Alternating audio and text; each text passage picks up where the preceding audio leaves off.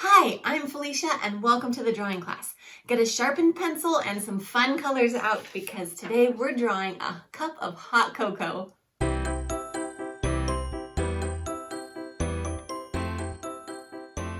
Honestly, a cup of hot cocoa sounds so good right now, but I think I'll wait till after I draw to get my own cup. So let's go ahead and draw this cup today. Our lines are pretty easy. We're going to draw a lot of ovals. So let's start here where the top of our cup would be, and we're going to draw the rim of the cup with a nice long oval. Now my oval's not perfect. I can leave it like that, or I can kind of smooth it out if I want to, work with the line a little bit. Artists work with their lines a lot. They hardly ever get it perfect on the first try.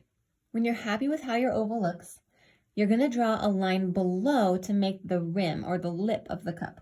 So you'll just come from one side to the other and make another line that's parallel to it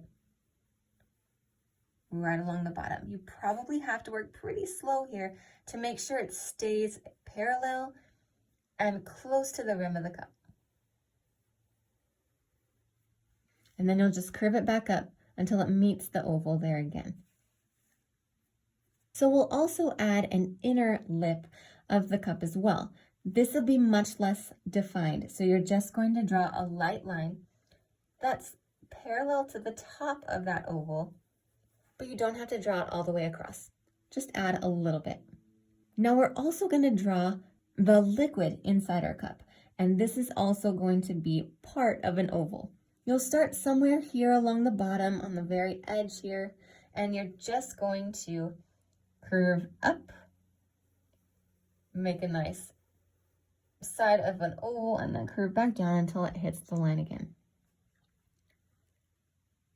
This is the liquid or the hot cocoa inside our cup. Okay, now to draw the sides of the cup, you're just going to draw lines that pretty much go straight down. We'll come to the edge of the rim of the cup here. Just draw a line that goes straight down as long as you want, or as tall as you want your cup to be. If you want a really tall, fun Christmas mug, you can make it really tall. Visualize how tall you want your mug to be. And then you're going to draw a line on the other side that's the same length. So they go the same distance down. So let's make the bottom of this cup by curving your line in and then kind of continuing it straight across. You do want the bottom to be pretty straight, but it doesn't have to be exactly. So just connect, make sure that this part's curved here, and then draw a line over. You're going to do the same thing on the other side, a little curve and a line that comes in. They can touch, but they don't have to touch here in the middle. Then we'll make the base of the cup. This is almost like the foot. So it makes the cup look really cute, and it gives it a nice firm base when you set it on a table. And all you're going to do for this is make another oval that comes out of one side, wraps around, and goes into the other side. Great, let's work on the handle of our cup. You're going to come to the side and make like a half of a heart. It's going to be almost a backwards C, but it's more like the one half of a heart, because it's going to curve up one way and then kind of S back the other way when it gets to the bottom. So that's why it's almost like a half of a heart, more than a C. Then you'll come above it here, and you're going to make a parallel line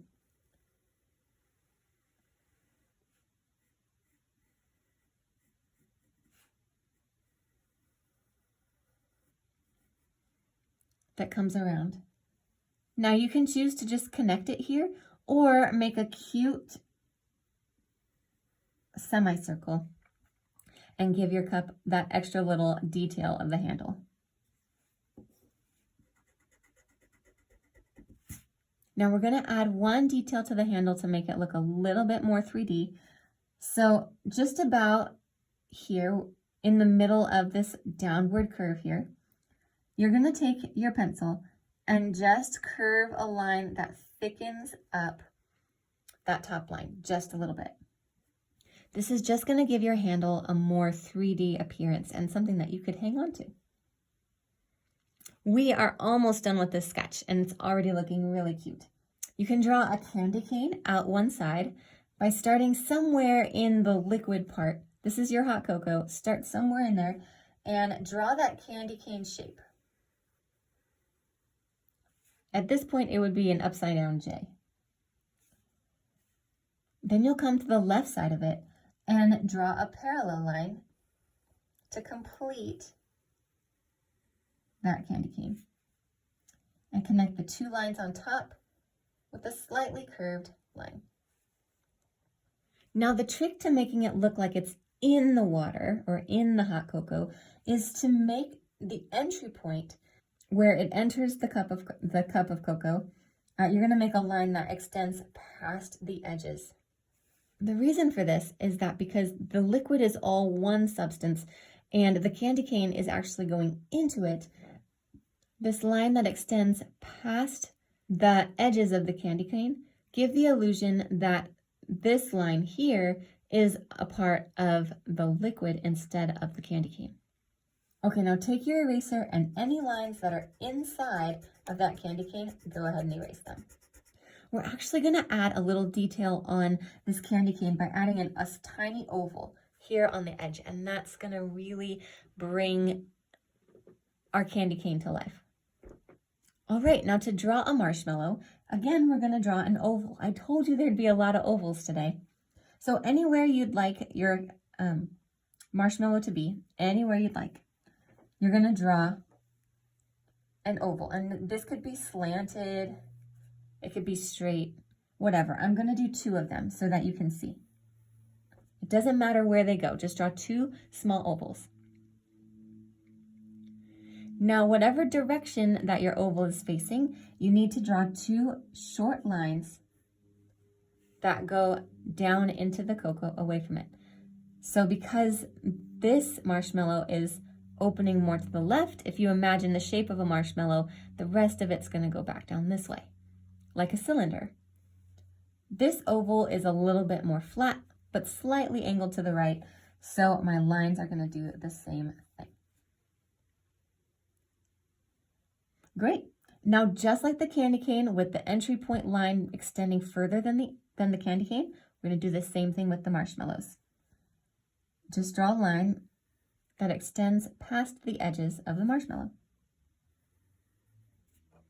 It doesn't have to be a lot. Look at this, is a very tiny amount of line, but even that little bit gives the person looking at it, or your eye, the illusion that it's going into the hot cocoa. We'll add a few little detail lines. They can be anything you want, little squiggly lines inside to make it look like it's all creamy and floating and mixing around.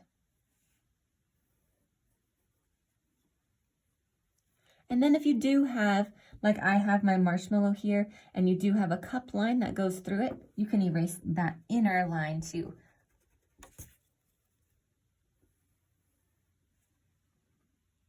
Now don't forget to add some steam curls coming up out of your cup. You can push lightly and just make some curly cues here. And then add the stripes on your candy cane.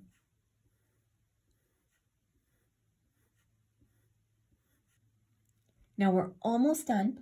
All I'm going to add is a couple of lines to help you with the shadows to give your cup even more life. All you need to do is come to the corner here of the right side of the cup, and you're going to draw a line that comes down and curves out just a little. You're going to add a little shadow line here. I'll tell you what to do with this once we get to the bonus tips. You're also going to make a shadow line here. Start about where your candy cane is and curve a line down around the edge of your cup. I'm talking about this line right here, this diagonal line that goes from the edge of the candy cane around to until it reaches the outline of that oval. Okay, we're gonna stop there and head to the bonus tips, and I'll show you a couple tips on how to color this in.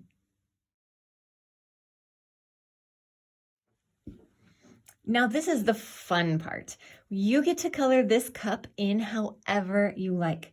You can add details like snowflakes or Christmas trees or snowmen or anything you want to decorate this cup and make it look exactly the way you want it to. Once you choose a color for your cup, in this case, I'm going to make my cup green. Now I'm going to use 2 shades, light and dark. I'm going to use my darker shade to color in the inside of this little shadow line. So whatever color you decide to do your cup, come in with the darker shade and color in that section that we kind of sectioned off for ourselves. Now you'll see, and I'll fast forward here, but once I add the green, the lighter green for the rest of the cup, then you're really going to notice why we have that darker section. So you're starting to see the shape of the cup come together.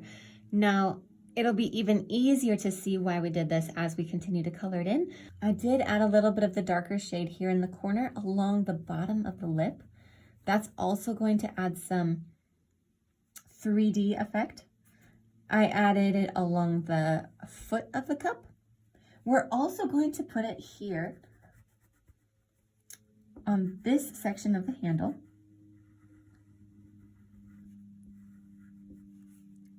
And then again, along that inner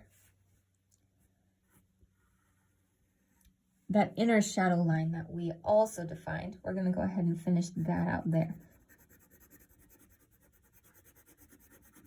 Another tip is you can use that darker shade to outline some of the lines. Like I can outline here the rim of the cup, even though I'm going to color it in with the lighter color, just to make it really stand out. Okay, you color in the rest of the cup how you like, and I have one tip at the end, so don't miss that tip.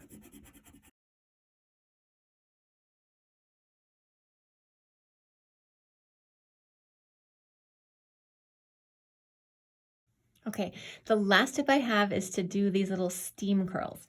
Now you can use like a gray or a really light brown. In this case, I'll use brown, but I'm going to press really lightly and trace those curls with the side of your pencil. You're going to do it really wispy, so maybe do it a few times so that it doesn't have a defined edge. I'm just going to trace it lightly a couple different times, making sure that my lines don't quite align.